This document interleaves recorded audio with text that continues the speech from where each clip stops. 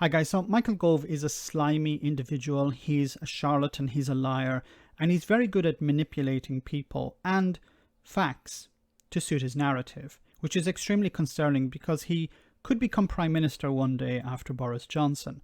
Now, he was asked a question by a Labour MP about voter ID, and of course he manipulated the facts. So let's hear what the question was and his response.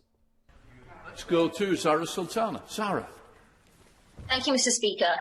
The Prime Minister once said, and I quote, "If I am ever asked to produce my ID card as evidence that I am who I say I am, then I will physically eat it." So why the change of heart, Mr. Speaker? It's not because of evidence of voter ballot fraud, because just 6 cases were confirmed at the last election, while millions of people risk losing their vote because they don't have photo ID. Might it instead be because the Conservatives want to copy voter suppression tactics used in the USA, disproportionately disenfranchising Black, Asian, ethnic minority communities, Gypsy, Roma, traveller communities, working class people, trans people and young people, all groups less likely to vote Conservative? Okay, she is right and wrong here. One issue I have with this is the definition of working class, because self-identifying working class people, some of them say that they will vote for the Conservative Party. Although I remember there was a self-identified working class man who earns £70,000 a year, who appeared on Question Time, I think it was. Yeah, a guy who earns £70,000 a year who considered himself working class. So let's park that for a moment. But the other groups, definitely, they are less likely, to vote for the Conservative Party. And the Conservatives know this, so they need to suppress the vote. This is not about dealing with voter fraud. This is about disenfranchising people. Minister. We're not seeking to emulate America, we're seeking to emulate the Labour government, which introduced a form of photographic identification for voters in Northern Ireland when it was in power. Okay, so what am I talking? What is he talking about? Northern Ireland is a particular case. The Labour government brought in, back in 2002, voter ID in Northern Ireland. This was because of a complete collapse in public confidence in the system. There is no lack of confidence in the system in the rest of the UK. In Northern Ireland there was. And this, I'll leave a link to the description here. This is about the Electoral Fraud Bill of 2002. It says here at the bottom, introduced to counter lack of public confidence in the electoral process in Northern Ireland. The act was found to have proved public perceptions, and returning officers also reported a marked reduction in suspected incidences of voter fraud.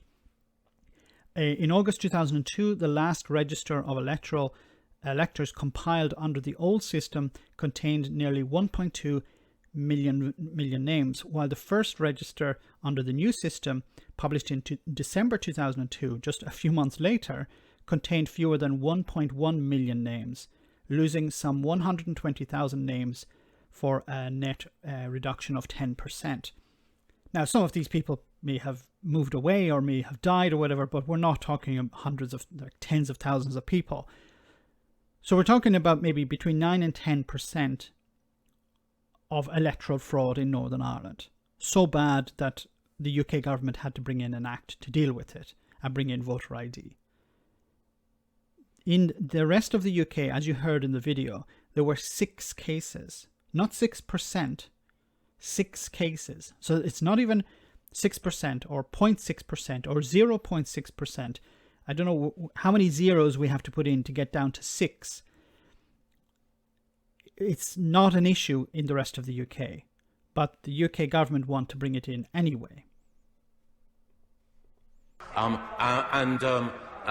should say, she made reference, of course, to working class people. Overwhelmingly, working class people now are much more likely to vote Conservative than Labour. Give us a definition of working class.